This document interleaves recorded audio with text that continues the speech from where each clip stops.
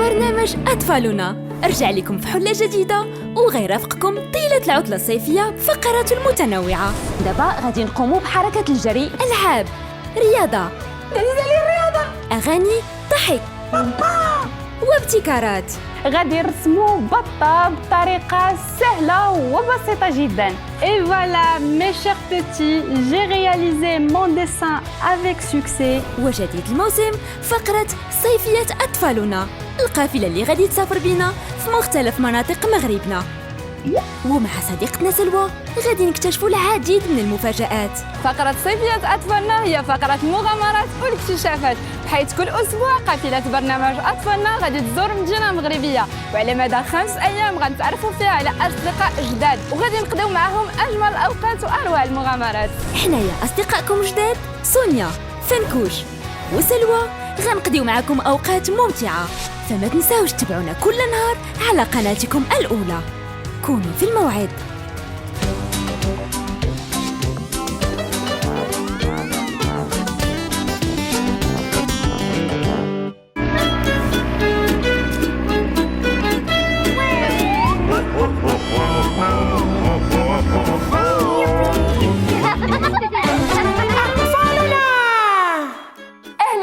أصدقائي ومرحبا بكم في حلقة جديدة من برنامجكم المليء بالترفيه والمتعة، برنامج أطفالنا.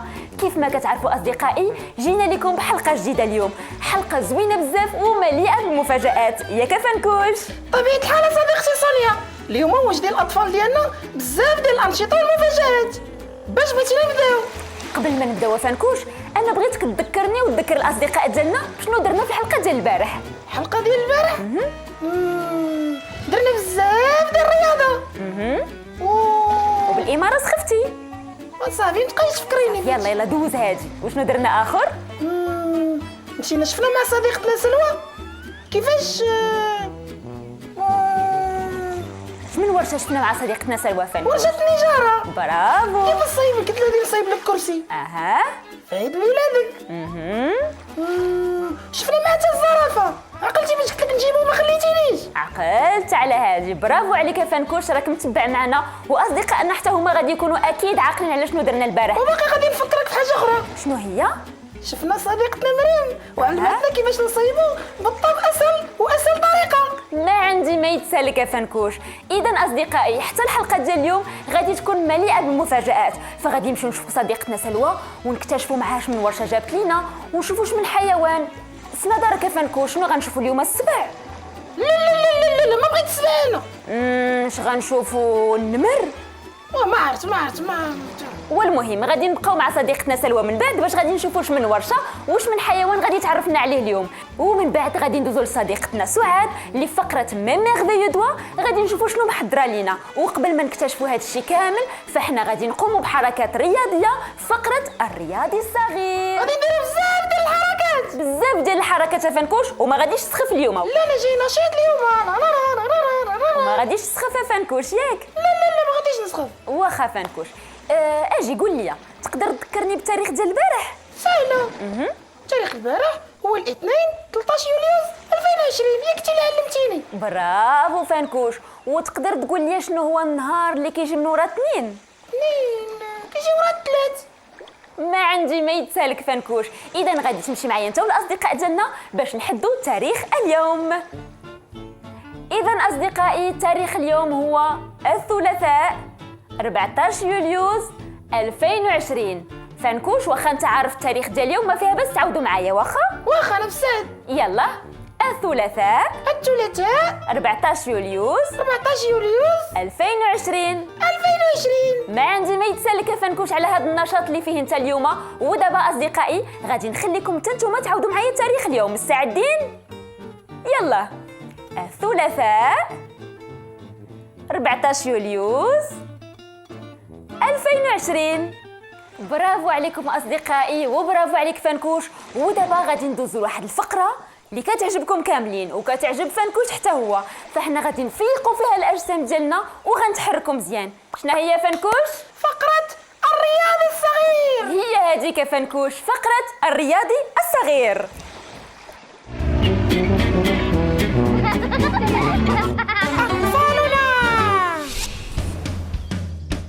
شكرا اصدقائي. مستعدين باش نفيقوا الاجسام ديالنا ونتحركوا؟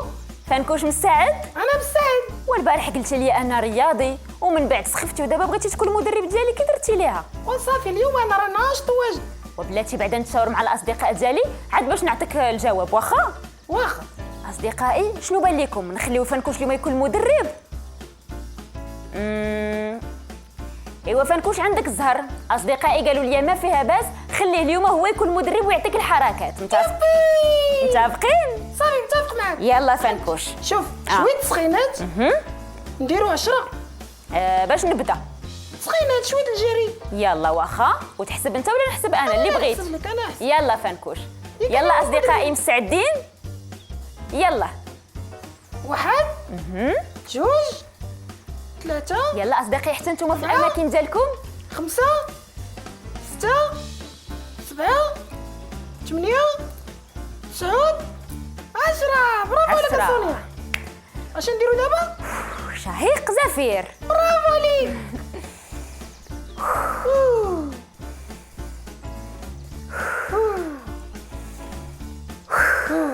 ودابا فنكوش من حركه بغيتيني ندير؟ دابا خاصك تحركي يدياتك شويه. واخا. اصدقائي تنتوما مستعدين؟ يلا 1 ياك بحال هكا فنكوش. 3 4 5 6 7 8 9 10. شنو عاوتاني يا فنكوش؟ برافو عليك اليوم الشك نشيطه على البارح. ايوا انا الى اصدقائي نشيطين وانت يا نشيطه فانا اكيد غادي نكون نشيطه فنكوش. يلا نديرو شهيق زفير.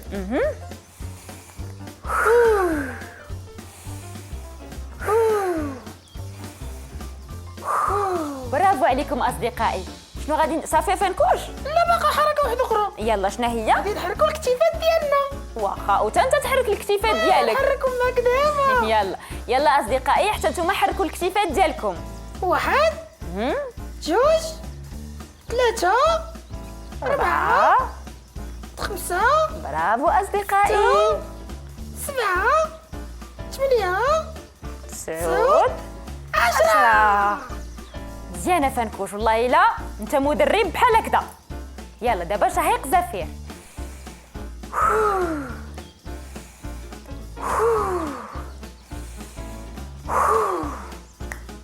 سونيا من بعد ما سالينا التسخينات ديالنا غادي نديرو شويه الحركات مع الاطفال.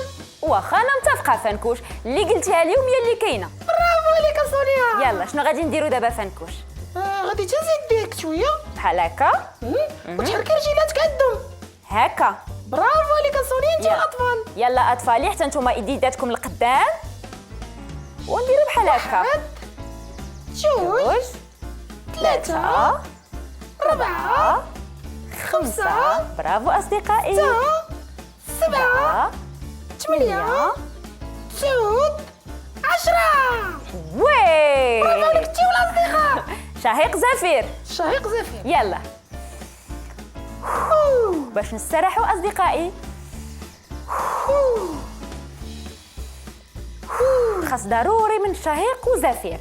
شنو عاوتاني دابا فنكوش؟ غادي نزيدو صافي حركه. واقيلا ما غاديش نساليو اليوم من الرياضه. لا غادي نساليو غير هو خاصنا نتحركوا شويه. يلا فنكوش شنو عاوتاني؟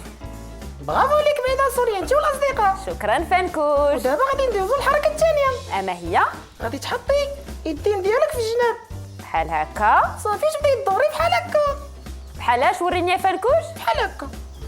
واخا فنكوش. يلا بحال هكا. 1 2 3 يلا اصدقائي. 4 5 6 7 8 9 10. برافو عليك. شكرا. شنو عاوتاني دابا سالينا؟ شهيق زفير. بصحة فنكوش.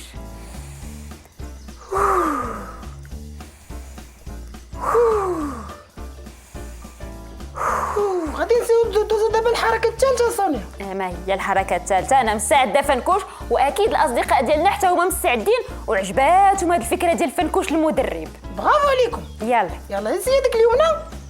ها هي يدي اليمنى. حطي يدك اليسرى في الجناب هكا. ونديرو بحال هكا. بحالاش؟ بحال هكا. بحال هكا. برافو عليك. ونعاودو ونبدل الايدين. عكس ديالنا. برافو عليك. يلا فنكوش، يلا اصدقائي كيف شرح لينا فنكوش؟ يلا 1 2 3 4 5 6 7 8 9 10. برافو عليك. شهيق زفير. شهيق زفير.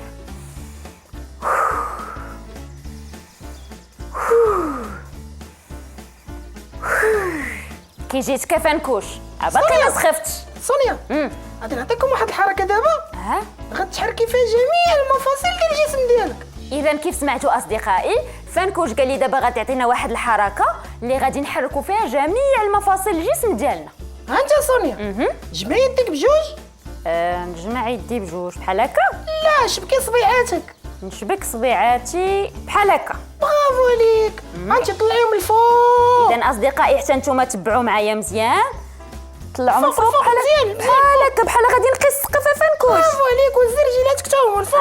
يلا يلا يلا اصدقائي تجبدوا مزيان. بقاي تما بحال هكاك. 1 2 3 اذا اصدقائي كيف قال لنا فنكوش 4 هاد الحركه كنخدموا فيها مفاصل ديال الجسم كامل. 7 8 9 10. برافو فنكوش. والله الا بصح فانا حسيت باليديدات والرجيلات كلشي خدم في هاد الحركه. برافو عليك انت والاصدقاء ديالنا. شهيق زفير. شهيق زفير.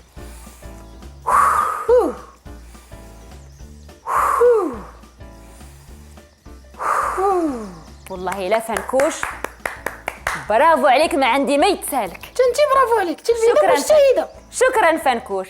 اذا اصدقائي كيف ما كتشوفوا فقره الرياضي الصغير كان فنكوش هو المدرب ديالنا. غادي نشوفوا غدا واش غادي يبغي يكون مدرب ولا غادي يكون عيان. مهم من هنا لغدا نشوفوا شنو غادي يكون. ودابا اصدقائي ليش غادي نمروا؟ برافو عليكم المغامرات والاكتشافات مع صديقتنا سلوى. ولكن قبل اجي نسولو فنكوش واش باقي عاقل على شنو داروا صديقتنا سلوى البارح. فنكوش وي صديقتي سونيا. تقدر تذكرني بشنو داروا صديقتنا سلوى والوليدات اللي كانوا معها البارح؟ كنا درنا ورشه النجاره. ورشه النجاره اللي غادي تصوب كرسي وغادي تجيبوا لي في عيد ميلادي اللي قريب ياك. واخا اها وشنو اخر؟ كنا شفنا حيوان زرافه وما خليتينيش نجيبها معايا هنا.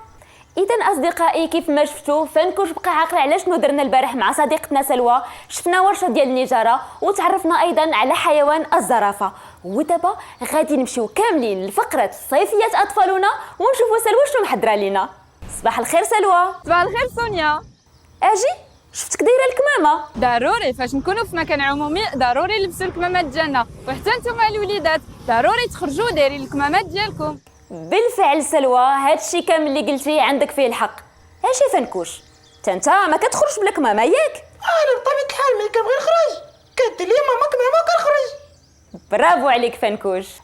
كنظن بلي نتوما مازالين في الدار البيضاء ياك سلوى؟ اكيد سونيا، حنا مازال متواجدين بمدينه الدار البيضاء والنواحي ديالها، حيث مازال قافله برنامج اطفالنا عندها لكم مجموعه من المفاجات. كيف ما شفتوا معنا البارح اطفال مجموعه واحد مشاو معنا لورشه ديال الخشب، تما نجحوا في التحدي اللي تعطى لهم وتمكنوا انهم يصايبوا منزل. اما اطفال المجموعه الثانيه فقد مشاو معنا لحديقه الحيوان مدينه المحمديه، تما شافوا حيوان الزرافه وخداو بزاف د المعلومات عليها اللي ما غاديش ينساوهم. الصراحه سلوى حنا البارح استمتعنا معكم بزاف ودوزنا وقت ممتع معكم ياك فنكوش. استمتعنا بزاف واستفدنا من المعلومات اللي قدمتوا لينا. وشنو الورشه اللي غادي ديروها لنا اليوم؟ ورشه اليوم سونيا اللي غادي نشوفوه هي ورشه الطين، تما غادي نلقاو الوليدات ديال مجموعه واحد كيتسناونا باش غادي نمشيو نصنعوا اشكال زوينه بالطين. اما اطفال المجموعه الثانيه غادي نمشيو معاهم لمدينه المحمديه وحديقه الحيوانات باش نشوفوا واحد الحيوان جديد وعزيز عليكم الوليدات. يلا معنا.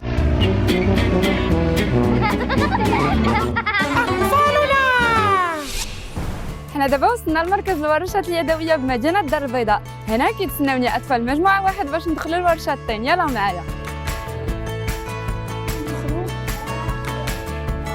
واو شوفوا الحيوانات هنايا. واو ريحانة اجي تشوفي الحيوانات هنا. شنو هادي؟ شنو هي؟ ليش قطيطة. واش عرفتوا حنا فين بداو؟ فين؟ في اين ورشة؟ شنو سميت هاد الورشة؟ واش سميتها ورشة الخشب؟ لا فين؟ فوالا برافو. داكا دابا حتى حنا غادي نصايبوا اشكال بحال هادو اللي كاينين شفتوهم، ولكن هادو ماشي كبارين علينا، حنا نصايبوا غير وحيدات صغارين صافي. السلام عليكم. عليكم يا السلام. صحابي بخير؟ لاباس عليكم؟ مرحبا. عرفتي اليوم راكم غتخدموا معايا اش غنديروا ان شاء الله؟ سي عزيز نقدم لك بعدا الوليدات باش تهضر معاهم. اللي حداك الياس راه تعزيز عليه هاد الورشه وباغي حتى هو يصنع شي حوايج. هاد الفنيونه غيتا وهاد الكتكوته اللي حداها ملك وهاد الغزيوله ريحانه. مرحبا بهم. قولوا السلام لعمو عزيز. سلام صافي حتى حنا غنصايبوا شي حاجه وبانوا لي متحمسين. اليوم ان شاء الله غادي نصوبوا واحد الحاجه اللي سهله وزوينه ان شاء الله اللي تقدروا تصوبوها. داكور متفقين؟ هي الحاجه اللي غنصوبوا ان شاء الله نصوبوا هاد القصيبات. شوف غنصوبوا هاد القصبات. سي عزيز ما كتشوفش ان القصبه صعيبه على الدراري الصغار انهم يصايبوها، وخصوصا هذه اول تجربه اليوم؟ لا بحكم التجربه ديالي بالعكس الاطفال الصغار كيكونوا اكثر دقه، ولا عطيتهم بحال هاد الحوايج هذا الحوايج ساهلين اللي يمكن يصوبوهم. مزيان. غيتا تصايبي انت القصبه؟ مزيان. الياس تصايب القصبه؟ انت شوف يلا باش نديوها للدار نوريوها لماما وبابا. صافي يلا سي عزيز يلا ممكن يلا ربع الوليه راه باغيين ما حد باقي ناشطين. ونديروا في بلايصهم الله يرضي عليكم حافظوا على مسافه الامان. اجا ريحانه تجلسينا. تعالي جينا. ضروري الاطفال بيناتهم يخليو مسافه الامان ياك السي عزيز. حياك. حتى نتوما الوليدات فاش تكونوا كديروا الانشطه بيناتكم خاص ضروري تحترموا مسافه الامان وتخليوها بيناتكم. واو شوف مالك غيعطيك حتى انت. الله يرضي عليكم ما تلمسوش نعطيكم مزيان. دابا هذا الشكل هو اللي كيبداو به باش كيبداو كيصنعوا به ديك الساعه الطين ويعرفوا عاوتاني حيت ما يمكنش من الدقه الاولى تعطي شي حاجه العجين اللي كديروا حتى تلعبوا بالعجين فاش كتكونوا في المدرسه. مزيان. عرفتوا العجين وشنو كتصايب انت بالعجين؟ انا كنعرفو مزيان. مزيان مالك. وانت ريحانه شنو كتصايبي بالعجين؟ هاي برافو. كديري فيها كريسيات ولا كديري الطابله بوحدها؟ كريسيات. وانت الياس شنو كتصايب بالعجين؟ الياس بالو غير مع الفيترينا ديال هاد السي عزيز وهاد الباص بغا صافي. بات لي ديك النبته راه صافي. ضروري يسالي القصبه تعطيه الباص حتى هو يصايبو. عطيتكم واحد البطائق الوليدات ياكو. ها انتم كل سميتو غنحتاجوا 4 القطع بنفس القياس ديال هاد البطائق اللي عطيتكم. واخا انا نوريكم كيفاش نقطعوهم. ها انت بسم الله شدي بحال هكا.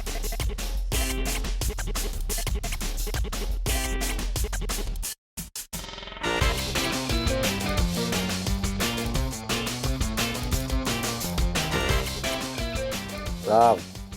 عرفتي كيفاش تقطعيها؟ سهله. شحال خاصنا من قطعه مازال؟ دوكا صاوبنا وحده يعني باقي خاصنا 3 القطع.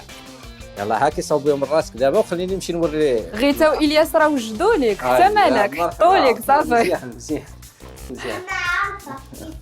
عارفه كيفاش؟ ها وريني نشوف. نحطوها نقطعها ولا تيجي باش ما نخسروهاش. باش نديروا قصبه زوينه ياك الياس. انا باش ما هذه ما تعجبك القصبه. داكور سير كملي راسك.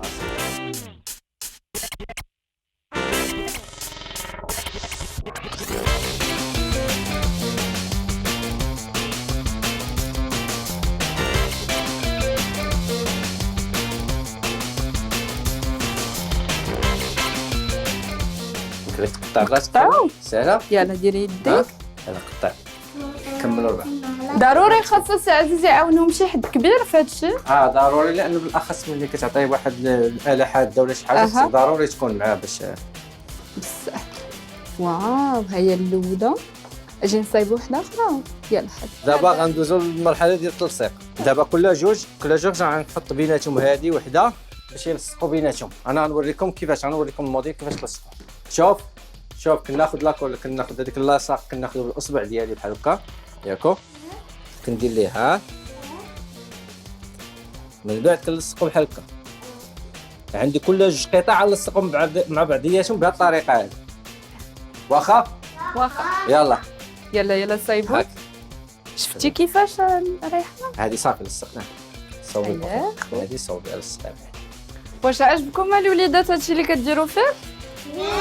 عجباكم الورشه؟ وفايت شي واحد فيكم دار شي حاجه بالطين ولا اول مره هذه غادي تقيسوا هاد الماده؟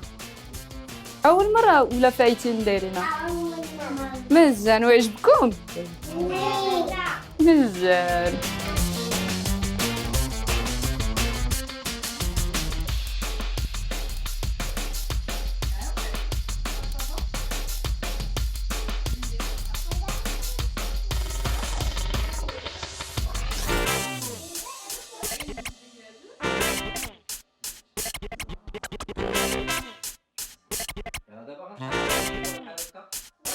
ديك هنا قطعي لها قدام، قطعي من تما.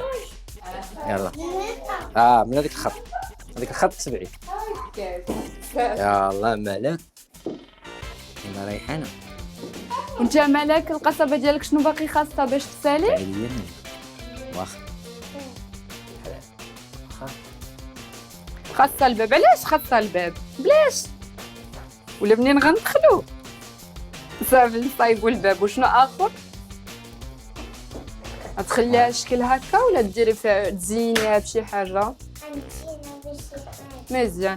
سي عزيز كيفاش كيقدروا يزينوا الاشكال ديالهم؟ واش غبي يديهم ولا عندهم شي حاجه كيديروا بها بها؟ السكين هذا باش يمكن نحلوا هذاك البويير ونديروا هذاك بحال ديك الياجور اللي كيكون فوق الصور ولا شي.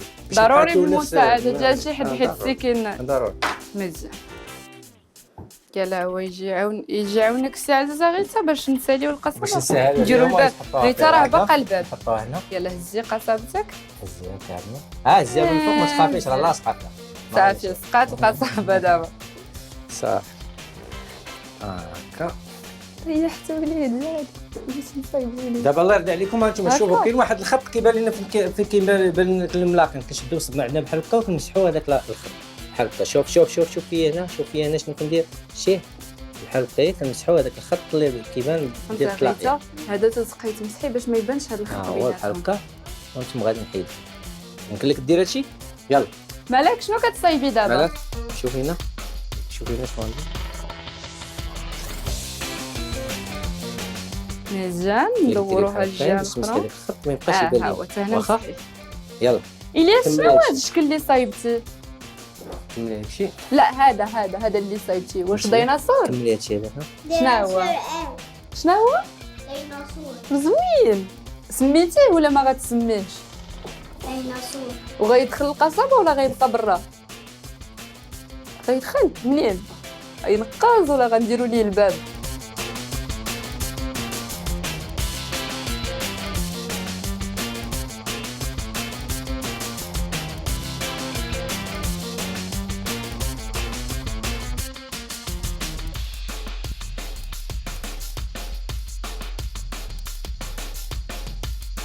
سمعوني الوليدات، انتبهوا علاش هذا الشكل هذا غيعطينا هذا الصوت هذا. علاش عطانا هذا الصوت؟ حيت هذا قاصح وكيطيبوا بالفران. ملي كنطيبوه في الفران كيقصح كيولي صلب بحال الحجار. سي عزيز دابا المرحله الاخرى ديال هاد القصبه اللي صايبوا الوليدات شنو هي يدخل الفران، ولكن المرحله اللي باقا دابا خاصنا نديروها هي خاصنا نكتبوا السميات ديال الوليدات كاملين باش كل واحد كيبقى عاقل على لوبجي اللي صوب. مزيان اكيد. الوليدات عجبكم الحال اليوم في الورشه؟ مزيان. ولكن هذه ماشي اخر ورشه، مازال غادي نتلاقاو نهار الجمعه باش نشوفوا حوايج اخرين. صافي مزيان. وانتم الوليدات اللي كتشاهدونا مازال مغامرتي معكم متواصله، بحيث غادي نمشيو لواحد البلاصه زوينه وفيها شي مناظر حتى هي غادي تعجبكم، كاينه بين مدينه الدار البيضاء والمحمديه. يلا معايا.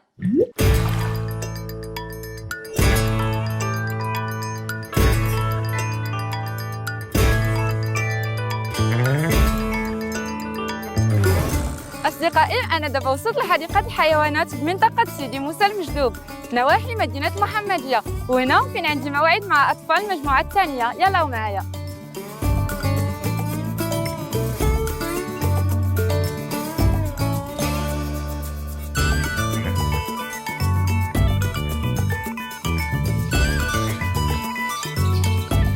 شنو هذا؟ شكون اللي كيعرف فيكم شنو هذا؟ ببغاء. برافو عليكم. هذا بالفعل هذا ببغاء. انتم هنا وانا كنقلب عليكم. السلام عليكم اصدقائي. عليكم السلام. الله سلام لقيتينا. سي مهدي. الله لقيتينا بدينا كنشرحوا لهم على هذا الحيوان هذا، وكنت غادي ناخذ الاسئله ديال الاطفال باش نحاول نقربهم شويه من المعرفه على هذه الحيوانات.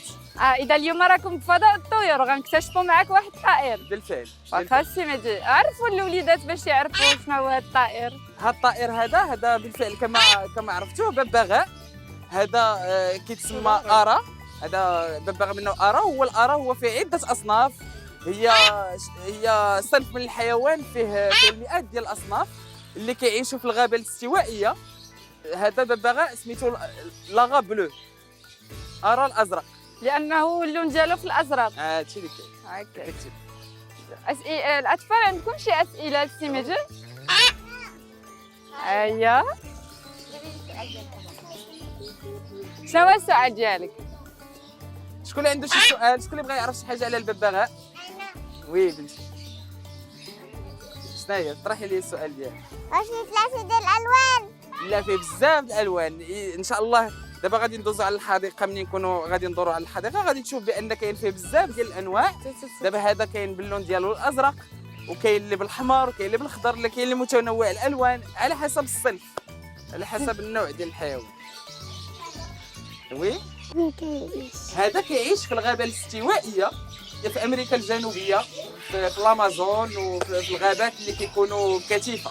هيا هاد البنيته عندها سؤال. تفضل. اسمح لي. واش كدوي ولا لا؟ الببغاء هو يمكن له يتعلم يهضر، ولكن الا تعايش مع البشر، الا تعايش مع الناس كيتعلم الهضره، كيبدا يعاود هضره مورا الناس. هاد السبيسيمين هذا ما كيهضرش. كاينين طيور عندنا الفوق ان شاء الله دابا نقربوكم منهم اللي كيعاودوا الهضره ديال الانسان، ولكن ما كيفهموش شنو كيقولوا. قول لي كيفاش تينعس؟ كينعس بحالنا حتى هو كينعس بانتظام ديالو. كل حيوان عنده النظام ديال النعاس ديالو. هو كينعس حتى هو عنده الفتره الزمنيه ديالو، كيفيق بالنهار وكينعس بالليل. اش كياكل؟ هذا النوع ديال الطيور هذا كيتغذى بالفواكه الجافه، وكيتغذى بالبذور، وكذلك كيستورد البروتينات ديالو من بعض الحشرات. شكرا سي مهدي على هذه المعلومات اللي قدمتي لينا وللاطفال، واللي حتى انا استفدت معكم.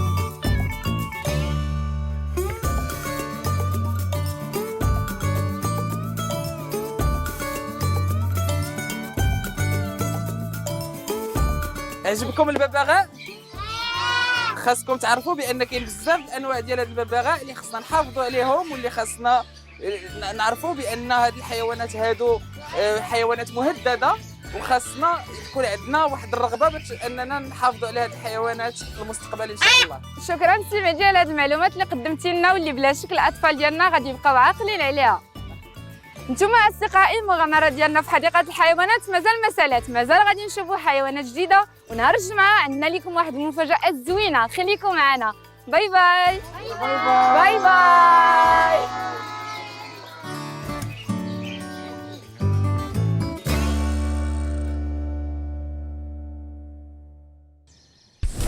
كنشكروك سلوى بزاف، انت والاطفال اللي كيكونوا متواجدين معاك. كنشكروك سلوى بزاف، انت والاطفال اللي كيكونوا معاك.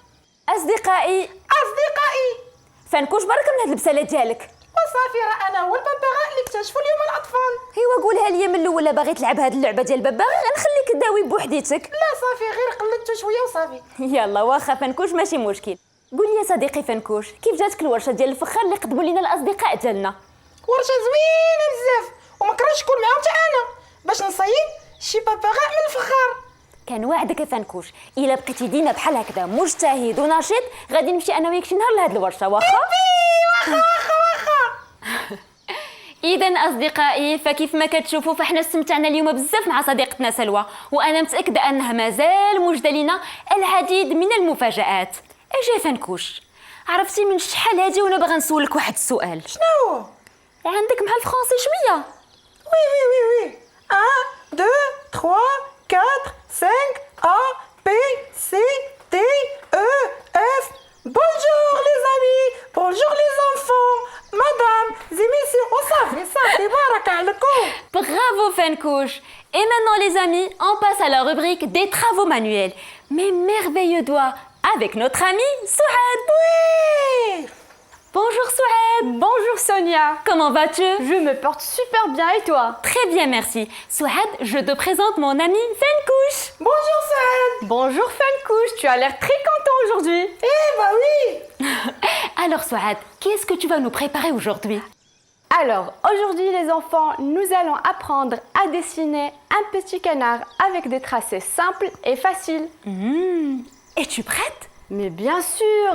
Allons-y les amis.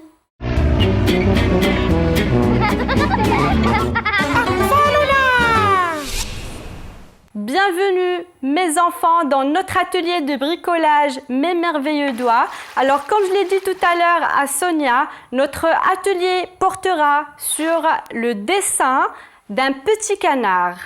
Très bien, alors pour dessiner un petit canard, nous aurons besoin d'un papier canson blanc, un crayon mine ou un crayon de couleur noire, ou vous pouvez même utiliser un stylo feutre noir, de la peinture jaune et orange et un pinceau. Alors, pour dessiner, je vais tenir correctement mon papier canson blanc, je tiens mon crayon mine ou mon crayon de couleur noire entre les doigts et je vais commencer à tracer un ovale. Voilà, je trace mon ovale comme il le faut. Parfait. Alors, je vais essayer de placer un petit cercle en dessus de mon ovale pour pouvoir former la tête. Excellent travail. Voilà, je place mon petit cercle rond et je mets un gros point à l'intérieur de mon cercle pour former l'œil de mon canard. Très bien. Alors les enfants, maintenant, j'aurai besoin d'accomplir le reste de mon canard. Et pour ceci, je vais utiliser des courbes. Très bien. Alors je vais essayer de placer une courbe pointue dans la partie derrière de mon ovale. Puis, j'aurai besoin de 4 autres courbes. Une pour le bec, l'autre pour dessiner l'aile de mon canard et 2 dernières courbes pour les palmes, ou on peut les appeler des pattes. Très bien. Voilà. Donc, je dessine. Vous savez les enfants, la famille canard, elle est composée du papa canard, de la maman canard que l'on appelle la canne et du petit canard que l'on appelle le caneton. Très bien les amis, donc je colorie le plumage de mon canard avec le jaune et je garde l'orange pour le bec et les palmes. Très bien. Alors, je prends le jaune pour faire le plumage de mon canton.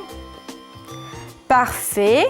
Alors vous savez les enfants, les canards vivent dans les mares. Ça rime, non? Oui. Alors, et ils peuvent vivre où encore? Oui, dans les rivières. Et aussi dans les lacs où ils peuvent trouver de la nourriture. Donc, les canards se nourrissent des graines, des algues et aussi des poissons. Très bien. Et quoi encore? Des grenouilles. Vous trouvez ça bizarre, non? Eh ben oui. Les canards se nourrissent des grenouilles. Voyez? Donc, je continue le coloriage de mon petit canard. Donc là, je fais la tête. Je colorie la tête et je fais très attention à ce que je ne touche pas son œil. Très bien. La queue aussi avec le jaune. Parfait. Et maintenant, je vais reprendre mon coloriage avec l'orange. Et c'est pour... Bravo, vous suivez parfaitement avec moi. C'est pour le bec et les palmes. Voilà. Mes chers petits, j'ai réussi mon dessin avec succès. Je pourrai m'en servir pour décorer les murs de ma chambre. Et j'espère que vous avez aussi réussi à réaliser vos beaux canards. Vous pouvez faire et refaire les étapes du dessin autant de fois que vous voulez jusqu'à ce qu'il soit parfaitement maîtrisé. Fin de notre atelier, on se retrouve dans le prochain et avec un nouveau dessin. Avant de vous quitter les enfants, nous allons chanter la chanson des 3 petits canards. 3 petits canards vont dans la mare, ils s'en vont loin, très loin. Maman canard crie couac, couac, couac, et les canards revinrent. Ok, je la répète? Parfait! 3 petits canards. Allez, nous allons chanter ensemble. 3 petits canards vont dans la mare, ils s'en vont loin, très loin. Maman canard crie couac, couac, couac, et les canards revinrent. Très bien les enfants, vous étiez magnifiques. Eh ben, je vous fais plein de bisous et je vous dis à la prochaine. Merci Souad, sûrement nos amis ont beaucoup apprécié cette activité. On se revoit cette semaine pour en découvrir d'autres. Au revoir Souad. إذا أصدقائي من بعد هذه الفقرة كنكون وصلنا عاوتاني لنهاية الحلقة. ما سخيناش بكم كيف ما ديما، ولكن حنا أكيدين أننا استفدنا بزاف ديال الحوايج من الحلقة ديال اليوم. كيف ما كتشوفوا مشينا مع صديقتنا سلوى الورشة ديال الفخار وشفنا الببغاء. مع صديقتنا سعاد تعلمنا كيفاش نرسموا لو بيتي كانار بأبسط طريقة. ودابا قبل ما نساليو شنو كنديروا فنكوش؟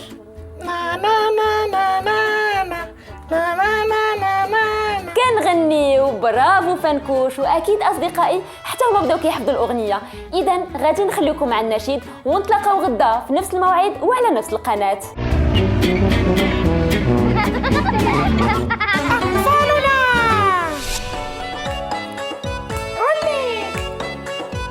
يلا فنكوش النشاط بحال البارح.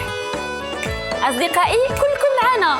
طاطي صغيرة واسمها نميرة، شعرها جميل، ذيلها طويل، وهي يسلي وهي لي كظلي، عندها المهارة كي تصيد فارة. طاطي صغيرة واسمها نميرة، شعرها جميل، ذيلها طويل، لعبها يسلي وهي لي كظلي، عندها المهارة كي تصيد فارا.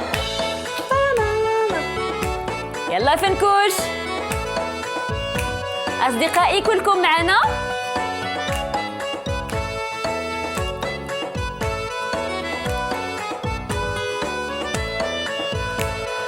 قطة صغيرة واسمها نميرة، شعرها جميل ذيلها طويل، لعبها يسلي وهي لي كظلي، عندها المهارة كي تصيد فارا. قطة صغيرة واسمها نميرة، شعرها جميل ذيلها طويل، لعبها يسلي. أصدقائي ما سخيتش بكم، ولكن نعاودو نتلاقاو غدا في نفس الموعد وعلى نفس القناة. السلام عليكم.